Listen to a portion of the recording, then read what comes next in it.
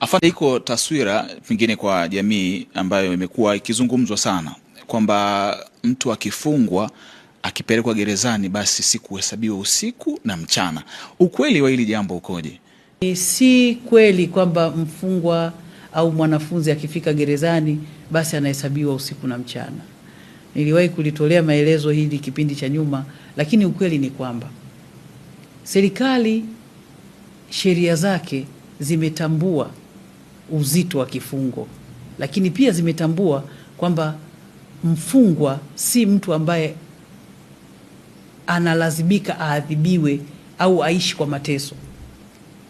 Kwa hiyo kawaida mfungwa anapopokelewa gerezani, siku ya kwanza anayofika gerezani lazima afanyiwe hesabu maalum zitakazomwezesha yeye kujua anatakiwa akae gerezani au atumikie kifungo chake kwa namna gani. Kwa hiyo ziko sheria zinazotulinda sisi katika ufanyaji wa hesabu za kifungo cha mfungwa.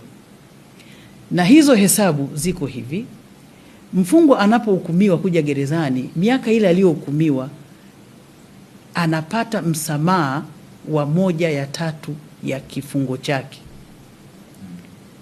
Hiyo ni kwa wafungwa wote ambao si wa kunyongwa na si wa maisha, wanapata msamaha wa 1/3 ya kifungo alichofungwa.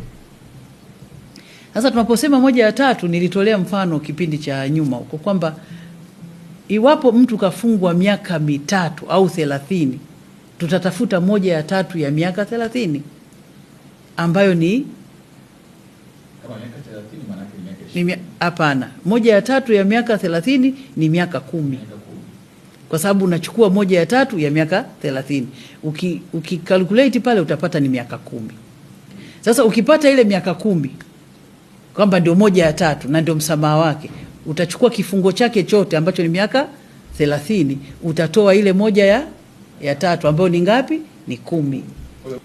Kwa hiyo kwanza tutapiga hesabu 1/3 ya miaka yake aliyofungwa ile 30 ni ngapi? Tumepata ni 10. Kwa hiyo tukishapata ile 10, tutachukua kifungo chake ni miaka 30, tutaondoa 10.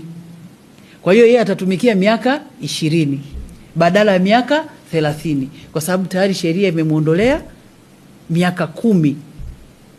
Sasa lengo pale, na hapo ndo mara nyingi kunaleta mchanganyiko katika jamii.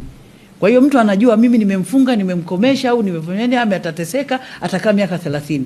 Baada ya miaka 20 anaweza kumuona akiwa nje. Anasema hapana, kwa nini katoka kabla ya ule muda? Sikafungwa juzi tu hapa, miaka 30 imefika. Hapana. Tunakuwa tumeondoa hiyo 1/3 ya kifungo chake.